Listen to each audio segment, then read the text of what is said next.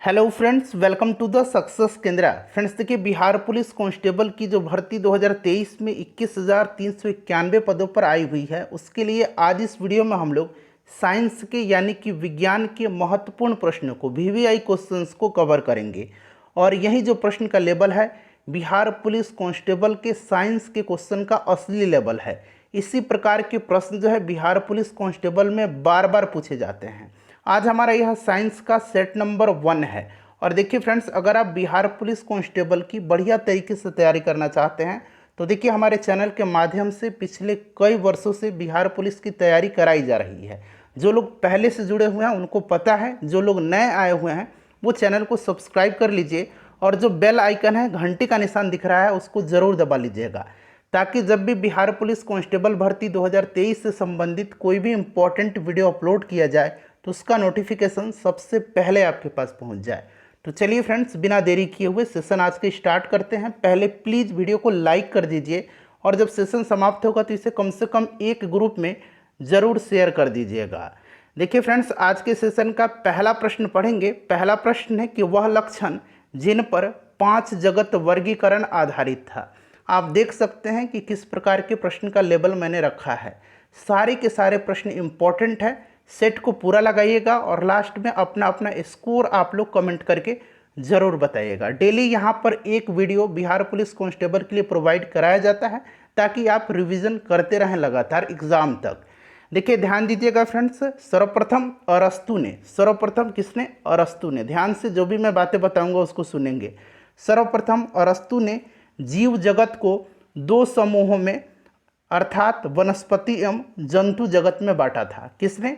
अरस्तु ने सर्वप्रथम जीव जगत को 2 समूहों अर्थात वनस्पति एवं जंतु जगत में बांटा था। उसके बाद लिनियस, उसके बाद किसने? लिनियस, यहाँ मैं लिखता हूँ। उसके बाद लिनियस ने अपनी पुस्तक सिस्टेमा नेचुरा में सभी जीवधारियों को पादप एवं जंतु जगत में वर्गीकृत किया। पादप एवं जंतु जगत में वर्गीकृत किया किसने? लिनियस ने। और इन्हीं लिनियस को जो है आधुनिक वर्गीकरण प्रणाली का जनक कहा जाता है। क्लियर है? उसके बाद 1969 में, उसके बाद 1969 में R.H. विटेकर, यहाँ मैं लिखता हूँ R.H. विटेकर, ठीक है, ध्यान रखेंगे। उसके बाद 1969 में R.H. विटेकर ने 5 जगत प्रणाली की शुरुआत किया था। वहीं 5 जगत यहाँ पर इसकी बात की जा रही है। किसने शुरुआत किया था? R.H. विटेकर ने 5 जगत प्रणाली की शुरुआत किया था। ये 5 जगत कौन कौन से हैं? तो मोनेरा है। कौन कौन सा है? यहाँ मैं लिख देता हूँ, मोनेरा, उसके यानी कि मोनेरा जगत, उसके बाद प्रोटिस्टा जगत, उसके बाद कवक, फिर पादप और जंतु जगत। ये 5 जगत किसने वर्गीकृत किया? R.H. विटेकर ने। क्लियर है? और वह लक्षण जिन पर जो है, यहाँ पर ध्यान देंगे, वह लक्षण जिन पर 5 जगत वर्गीकरण आधारित था, तो राइट आंसर यहाँ पर हो जाएगा इसका कोशिका भित्ति, केंद्रक झिल्ली एवं पोषण की विधि। और एक और विधि यहाँ पर ध्यान रखेंगे, प्रजनन की विधि। ठीक है, प्रजनन की विधि। किसकी? प्रजनन की विधि। तो वह लक्षण जिन पर 5 जगत वर्गीकरण आधारित था, कोशिका भित्ति, केंद्रक झिल्ली, पोषण की विधि एवं प्रजनन विधि। तो यहाँ पर ऑप्शन नंबर बी के हिसाब से इसका राइट आंसर हो जाएगा। चलिए, इतना डिटेल में मैं आपको बताते चलूँगा। सेशन लंबा होगा लेकिन आपके लिए फ़ायदेमंद होगा। एड्स रोगी में न्यून प्रतिरक्षा किसकी संख्या में गिरावट के कारण होती है? अच्छा, एड्स का फुल फॉर्म क्या होता है? एड्स का फुल फॉर्म आपको जानना जरूरी है। इसका फुल फॉर्म होता है acquired immuno deficiency syndrome. Acquired immuno deficiency syndrome. Clear? याद रहेगा आपको। इसमें जो है एड्स के रोगी में न्यून प्रतिरक्षा किसकी संख्या में गिरावट के कारण होती है? तो इसका जो करेक्ट आंसर हो जाएगा श्वेत रुधिर कणिकाओं यानी कि WBC में गिरावट के कारण होती है। क्लियर है? अच्छा, एड्स जो होता है ये किसके कारण होता है? यह वायरस के कारण होता है। चलिए, अगला प्रश्न कर लेंगे कि वंशागति के क्रोमोसोमवाद का सिद्धांत किसने प्रस्तुत किया था? बहुत ही बढ़िया क्वेश्चन है। बता दीजिए इसका राइट आंसर क्या हो जाएगा। तो देखिए, 1902 में वाल्टर सटन और थियोडोर बवेरी ने वंशागति का क्रोमोसोमवाद सिद्धांत प्रस्तुत किया था। इस सिद्धांत के अनुसार क्रोमोसोम ही वंशागति का वाहक होता है। तो यहाँ पर देखिएगा सटन और बोवेरी दिया गया है, ठीक है। नाम याद रखेंगे, वाल्टर सटन और थियोडोर बोवेरी, इन्होंने ही वंशागति के क्रोमोसोम का सिद्धांत प्रस्तुत किया था। नेक्स्ट क्वेश्चन है, और देखिए इससे पहले मैंने बिहार पुलिस कांस्टेबल की जो नई वैकेंसी आई हुई है 21,391 पदों पर, उसके लिए ढेर सारा वीडियो कवर कराया हुआ है। प्रीवियस ईयर का भी प्रश्न पत्र मैंने कराया हुआ है, सभी वीडियोस का मैंने प्लेलिस्ट बना दिया है। आप चैनल पर चले जाइए और बिहार पुलिस 2023 प्लेलिस्ट ओपन करके सभी वीडियोस को देख लीजिएगा, या लिंक डिस्क्रिप्शन में भी आपको इस वीडियो को मिल जाएगा। देखिए नेक्स्ट क्वेश्चन है, एक पारितंत्र में अपघटन की क्रिया को नियमित करने वाला कारक है। पारितंत्र में अपघटन की क्रिया को नियमित करने वाले जो कारक है, ये ताप है, मृदा की कमी भी है और अपरद की प्रकृति भी है। तो ये सभी इसका राइट आंसर हो जाएगा ऑप्शन नंबर डी, ये सभी उपरयुक्त सभी जो हैं राइट आंसर हो जाएंगे। अगला प्रश्न है हमारा कि निम्नलिखित में से कौन से हार्मोन आर्तव चक्र के मध्य में अपने उच्चतम स्तर को प्राप्त करते हैं। अब यहाँ पर देखिए आर्तव चक्र यानी कि जो मासिक धर्म महिलाओं में होता है, ठीक है, उसी की बात की जा रही है। तो इनमें से यह जो हार्मोन है इसका नाम एस्ट्रोजन है, जो आर्तव चक्र के मध्य में अपने उच्चतम स्तर को प्राप्त करता है। ध्यान रखेंगे एस्ट्रोजन जो है, एस्ट्रोजन क्या है, तो एस्ट्रोजन महिला सेक्स हार्मोन है जो महिला प्रजनन प्रणाली के विनियमन और विकास के लिए जिम्मेदार होता है। यहाँ पर देखिएगा टेस्टोस्टेरोन जो है यह पुरुष सेक्स हार्मोन है, क्लियर। प्रोजेस्टेरोन भी महिला सेक्स हार्मोन है, यहाँ मैं लिख देता हूँ, ठीक है। और ये बार बार पूछा जाता है कि इनमें से कौन सा पुरुष सेक्स हार्मोन है, तो नाम याद रखेंगे टेस्टोस्टेरोन। अगला प्रश्न है हमारा क्वेश्चन नंबर 6, और फ्रेंड्स मैंने काफ़ी मेहनत किया हुआ है, प्लीज़ वीडियो को लाइक करिएगा, कम से कम इतना तो आप लोग सपोर्ट कर ही सकते हैं। देखिए वायु के क्षैतिज संचलन से होने वाला ताप का स्थानांतरण क्या कहलाता है। वायु के क्षैतिज संचलन से होने वाला ताप का स्थानांतरण जो है यह संवहन कहलाता है। क्या कहलाता है, संवहन कहलाता है। नेक्स्ट क्वेश्चन कर लेंगे। अगला प्रश्न है, और मैं प्रयास करूंगा कि सब्जेक्ट वाइज डेली आपको प्रश्न करवा दूं, हिस्ट्री का, पॉलिटी का, ज्योग्राफी का, साइंस का, और हिंदी और इंग्लिश का भी साथ साथ क्लास दिया जाएगा आपको। देखिए किर्चॉफ का प्रथम नियम किस संरक्षक नियम से संबंधित है। अच्छा, किर्चॉफ का जो प्रथम नियम है, ध्यान से सुनिएगा, नोड में प्रवेश करने वाली, ये नोड है, नोड में प्रवेश करने वाली, ठीक है, नोड में प्रवेश करने वाली सभी धाराओं का योग नोड छोड़ने वाली सभी धाराओं के योग के बराबर होती है, याद रहेगा आपको। और यह जो प्रथम नियम है किर्चॉफ का, यह आवेश संरक्षण के सिद्धांत पर आधारित है। अच्छा, किर्चॉफ का जो दूसरा नियम है ये किस पर आधारित है, दूसरा नियम जो है इनका, यह ऊर्जा संरक्षण के सिद्धांत पर आधारित है। तो इन सारे पॉइंट्स को आपको ध्यान रखना है। चलिए अगला प्रश्न है कि ऑक्सीजन के एक अणु का द्रव्यमान है। अच्छा, ऑक्सीजन O2, क्लियर, ध्यान रखेंगे ऑक्सीजन का अणुसूत्र कितना होता है, O2 होता है। अब आपको इसका क्या निकालना है, द्रव्यमान निकालना है। ऑक्सीजन का एटॉमिक मास कितना होता है, तो देखिए 16 होता है, एटॉमिक नंबर 8 होता है और द्रव्यमान 16 होता है। तो यहाँ पर 2 है, तो 16 गुना 2 इक्वल टू कितना हो जाएगा, 32 ग्राम हो जाएगा। Option number C right answer हो जाएगा। नेक्स्ट क्वेश्चन कर लेंगे।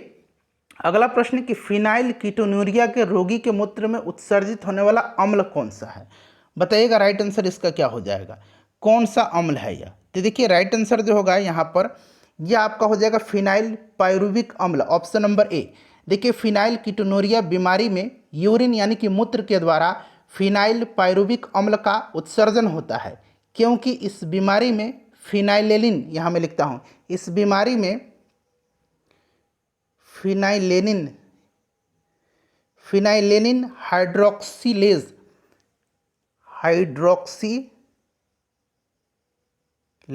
एंजाइम जो है इसकी कमी हो जाती है। क्लियर है, किसका उत्सर्जन होता है इसमें, तो फिनाइल पायरुविक अम्ल का, ठीक है। क्यों हो जाती है, तो क्योंकि इस बीमारी में फिनाइलेनिन हाइड्रोक्सीलेज का क्या हो जाता है, कमी हो जाता है। चलिए उसके बाद नेक्स्ट क्वेश्चन कर लेंगे कि मानव जाति में निम्नलिखित में से किस प्रकार का लिंग निर्धारण पाया जाता है। मानव जाति में किस प्रकार का लिंग निर्धारण पाया जाता है। देखिए मानव के प्रत्येक कोशिका में 23 जोड़े गुणसूत्र पाए जाते हैं, जिसमें से 22 जोड़े को अलिंग गुणसूत्र, 22 जोड़े को अलिंग गुणसूत्र, और अंतिम जो 23वां जोड़ा होता है उसको लिंग गुणसूत्र कहा जाता है, ठीक है। क्या कहा जाता है इसको? लिंग गुणसूत्र 23वें जोड़े को कहा जाता है। द्विगुणित अवस्था में मादा का लिंग गुणसूत्र XX होता है और नर का XY होता है। ठीक है, तो XY यहाँ पर राइट आंसर हो जाएगा।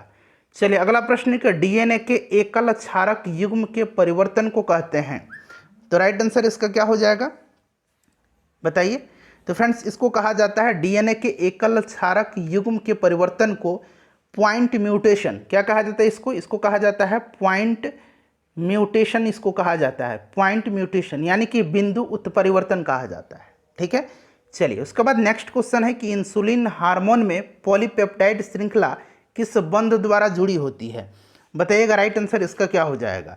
इंसुलिन हार्मोन में पॉलीपेप्टाइड श्रृंखला किस बंध के द्वारा जो है जुड़ी होती है? अब यहाँ पर मैं बताऊँगा आपको, ध्यान से सुनिएगा। देखिए फ्रेंड्स, अगर हम बात करें तो मानव इंसुलिन पेप्टाइड हार्मोन होता है।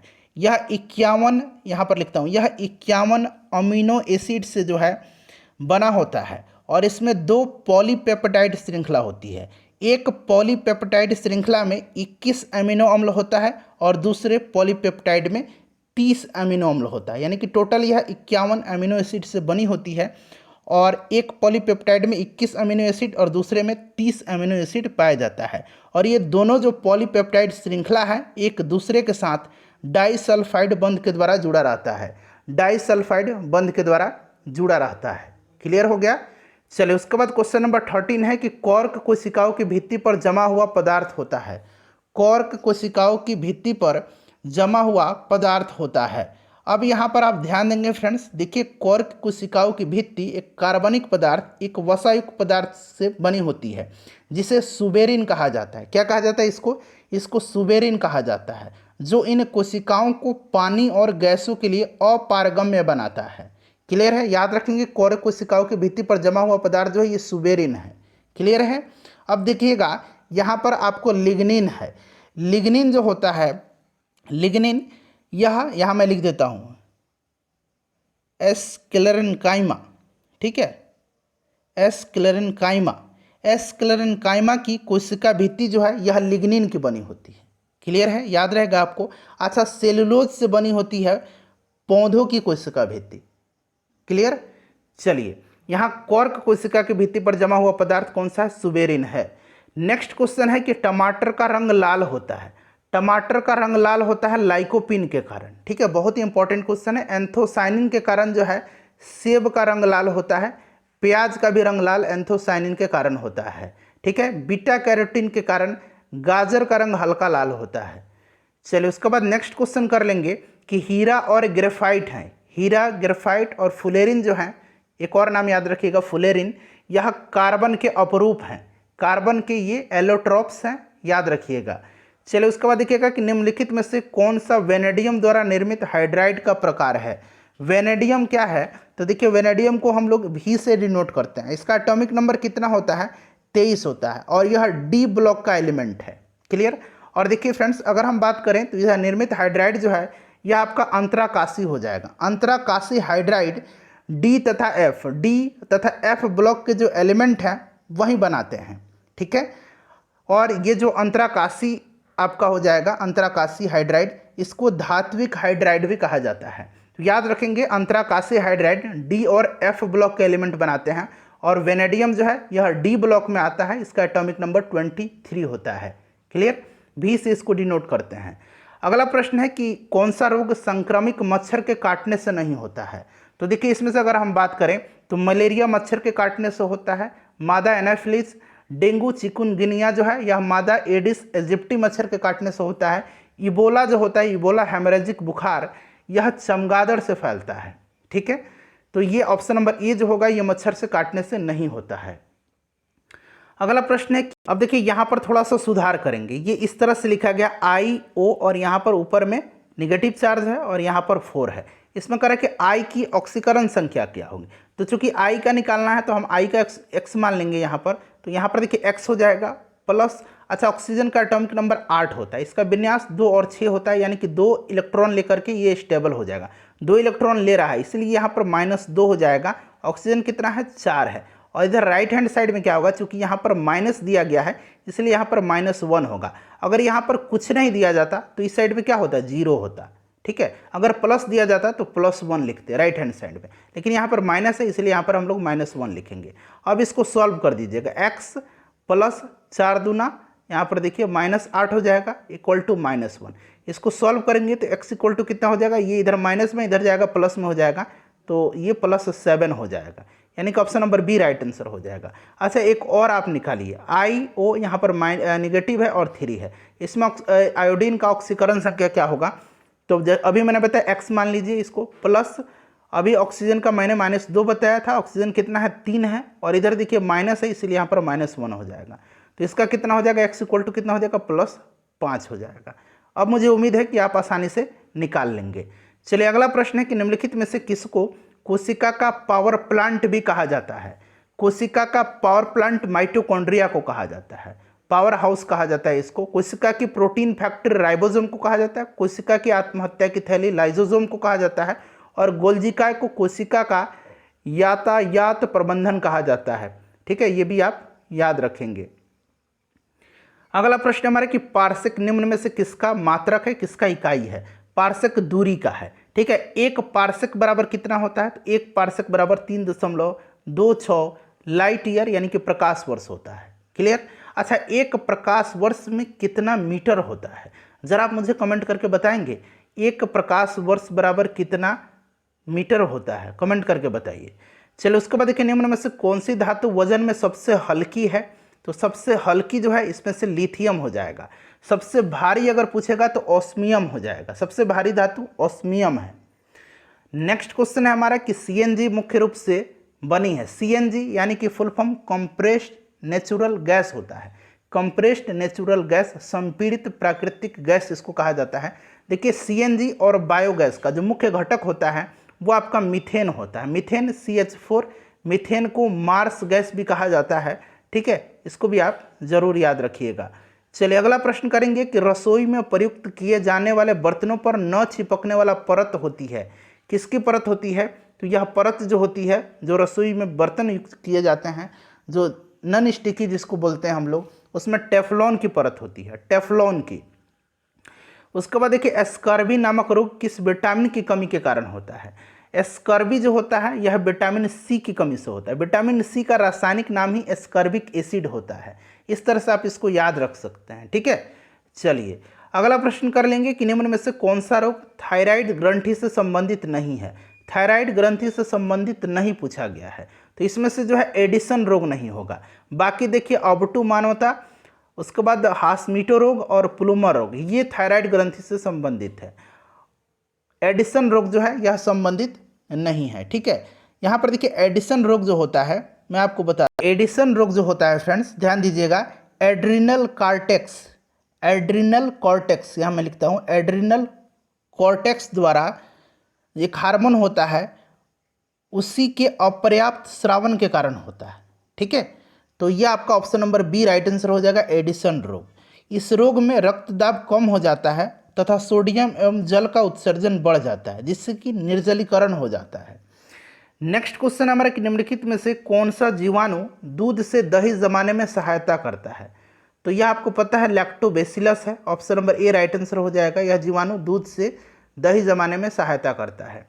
आकाश नीला लगता है, क्योंकि आकाश नीला क्यों लगता है, तो आपको पता है प्रकीर्णन के कारण। ठीक है, तो राइट आंसर इसका हो जाएगा लघु तरंग दीर्घ तरंग की अपेक्षा वायुमंडल द्वारा अधिक प्रकीर्ण होती हैं। ठीक है, अधिक प्रकीर्ण, यहाँ पर प्रकीर्ण बना लीजिएगा, अधिक प्रकीर्ण होती है, इसी के कारण आकाश नीला दिखाई देता है। ठीक है, उसके बाद देखिए, कोयले का सामान्य प्रकार कौन से, कोयले के प्रकार कौन कौन से होते हैं, सबसे पहले जान लीजिए कौन कौन से। तो एक पीट होता है, एक लिग्नाइट होता है, एक पीट, एक लिग्नाइट, एक बिटुमिनस होता है और एक एंथ्रासाइट होता है। यहाँ पर देखिएगा, सबसे उच्च किस्म का कोयला एंथ्रासाइट होता है, और कोयले का जो सामान्य प्रकार होता है ये बिटुमिनस होता है। ठीक है, बिटुमिनस राइट आंसर हो जाएगा। उसके बाद देखिए, यदि किसी गतिशील वस्तु का द्रव्यमान आधा कर दिया जाए और उसका जो है चाल दोगुनी कर दिया जाए, तो उसकी गतिज ऊर्जा क्या होगी। अच्छा, गतिज ऊर्जा का फॉर्मूला अगर आपको पता है तो आप आसानी से निकाल पाएंगे। अगर आपको कोई भी कन्फ्यूज़न है तो यहाँ पर आपको दूर मैं कर दूंगा। कह रहा है यहाँ पर कि इसका द्रव्यमान आधा कर दिया जाए, मास को आधा किया जा रहा है, और इसका जो वेग है, वेलोसिटी है, चाल है, इसको क्या किया गया, दोगुनी कर दिया जाए। तो आप यहाँ पर इसको दोगुनी कर दीजिए। क्लियर है। अब यहाँ पर ये क्या हो जाएगा, देखिए हाफ हो जाएगा, m/2 हो जाएगा, और ये आपका 4v² हो जाएगा, यही होगा ना। अब देखिए 2 दूना, यहाँ से इसको मत जोड़िए, 2 से 2 दूना 4 हो जाएगा। अब बचा कितना, तो हाफ m/2v², मैं यहाँ पर लिख देता हूँ हाफ m/2v², यही बचा ना। फर्दर जब सोल्व करने के बाद अब इसमें से क्या करेंगे, आपको कुछ नहीं करना, आप सीधे जो काइनेटिक एनर्जी का फॉर्मूला है उसको आप बाहर निकालिए। तो हाफ m/v² हमने बाहर निकाल दिया, हाफ m/v² को बचा कितना, तो भाई बचा 2, यानी कि यह कितनी अब हो जाएगी, तो 2 गुनी हो जाएगी। इस तरह से आप आसानी से निकाल सकते हैं। चलिए उसके बाद अगला प्रश्न है कि फूलों का संवर्धन के विज्ञान को कहते हैं। फूलों का संवर्धन के विज्ञान को कहा जाता है, अच्छा ओलेरी कल्चर जो होता है यह बागवानी की एक शाखा है जिसके अंतर्गत सब्जियों का उत्पादन, भंडारण, प्रसंस्करण और विपणन होता है। पोमोलॉजी क्या है, पोमोलॉजी फलों का अध्ययन है। फ्लोरिकल्चर फूलों के संवर्धन, ऑप्शन नंबर सी हो जाएगा। एपीकल्चर मधुमक्खी पालन, ठीक है। चलिए उसके बाद नेक्स्ट क्वेश्चन है कि निम्नलिखित में से किस अम्ल के एकत्रित होने से मांसपेशियों में थकान होती है, तो यह अम्ल लैक्टिक एसिड है, ठीक है। लैक्टिक एसिड दूध में पाया जाता है, ध्यान रखेंगे आप। क्लियर। चलिए कोशिका भित्ति, खाली स्थान दिए गए, कोशिकाओं में अनुपस्थित होती है। कोशिका भित्ति जो है यह जंतु कोशिका में अनुपस्थित होती है। अच्छा पादप में होती है कोशिका भित्ति, तो पादप की कोशिका भित्ति किसकी बनी होती है, तो एक सेलुलोज और पेक्टिन की बनी होती है। सेलुलोज और पेक्टिन की बनी होती है पादप की कोशिका भित्ति। जीवाणु की कोशिका भित्ति किसकी बनी होती है, जीवाणु की कोशिका भित्ति जो होती है ये म्यूटिन की बनी होती है। म्यूटिन याद रखेंगे, पूछा जाता है। म्यूटिन को इसको पेप्टिड, यहाँ मैं लिखता हूँ, रुकिए, पेप्टिडो ग्लाइकन भी इसको कहा जाता है। म्यूटिन को क्या कहा जाता है, म्यूटिन को पेप्टिडो ग्लाइकन भी कहा जाता है, ठीक है। तो ये भी ऑप्शन में मिल सकता है, और म्यूटिन भी मिल सकता है। तो पूछा जाएगा कि जीवाणु की कोशिका भित्ति किसकी बनी होती है, तो पेप्टिडो ग्लाइकन या म्यूटिन की बनी होती है। कवक की कोशिका भित्ति किसकी बनी होती है, तो कवक की कोशिका भित्ति काइटिन की बनी होती है। सारे पॉइंट्स को ध्यान रखिएगा। चलिए उसके बाद देखिए निम्नलिखित में से कौन सी गैस धरातल पर तापमान की वृद्धि के लिए मुख्य रूप से उत्तरदायी है।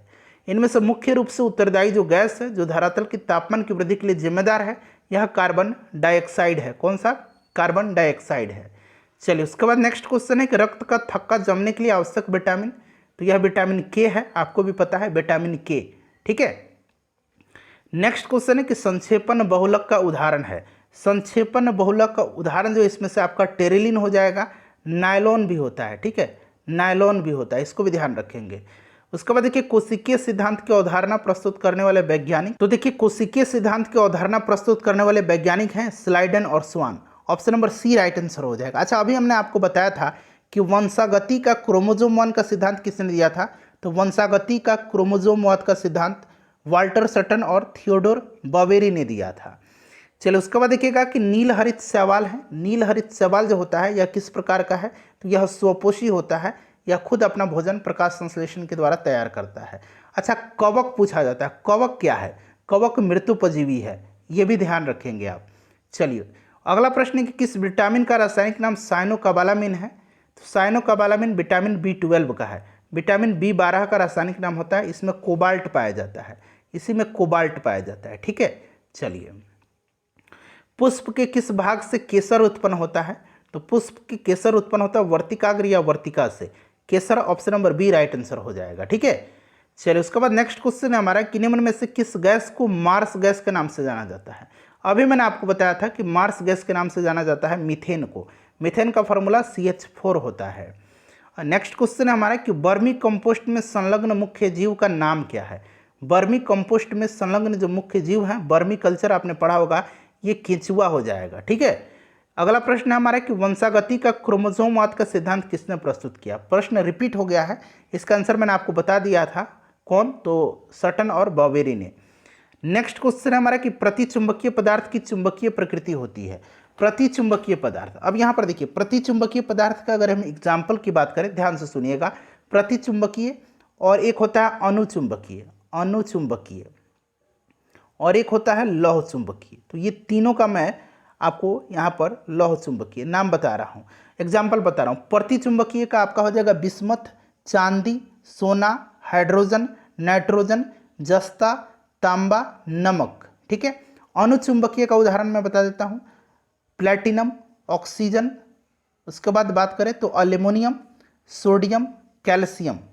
और लौह चुंबकीय का निकेल, कोबाल्ट और आयरन। याद होगा आपको, प्रतिचुंबकीय की चुंबकीय प्रकृति ऋणात्मक होती है। ठीक है। अनुचुंबकीय की कैसी होती है, इसकी धनात्मक होती है, और लौह चुंबकीय भी धनात्मक होती है। चलिए उसके बाद नेक्स्ट क्वेश्चन हमारा कि निम्नलिखित में से उच्च चालक कौन सा है। इसमें से उच्च चालक जो है यह कौन सा है, तो सिल्वर हो जाएगा, सिल्वर राइट आंसर हो जाएगा। मधुमक्खी पालन का वैज्ञानिक नाम क्या है, मधुमक्खी पालन का वैज्ञानिक नाम जो है यह एपीकल्चर है, मैंने अभी आपको बताया था। ठीक है। चलिए केचुआ पालन वर्मी कल्चर होगा। ऊपरी वायुमंडल की ऊपरी परत निम्न में से किसके कारण कम हो रही है। ऊपरी वायुमंडल की जो ऊपरी परत है यह सीएफसी के कारण, क्लोरोफ्लोरोकार्बन के कारण जो है कम हो रही है। उसके बाद नेक्स्ट क्वेश्चन है कि कांच बनाने में उपयोग आने वाला मुख्य घटक कौन सा है। कांच बनाने में उपयोग आने वाला जो मुख्य घटक है इसका नाम सिलिका है, सिलिका राइट आंसर हो जाएगा। नेक्स्ट क्वेश्चन है कि निम्नलिखित में से कौन सा पादप मलेरिया रोग की दवा का स्रोत है। मलेरिया रोग मादा एनाफिलीज मच्छर के काटने से होता है। ठीक है फ्रेंड्स, याद रखेंगे इसका जो होता है किसके कारण से, तो ये प्रोटोजुआ के कारण से होता है। और प्रोटोजुआ का वाहक जो होता है, वाहक कौन है, मादा एनाफिलीज मच्छर। यह आपका सिनकोना के छाल से बनाया जाता है।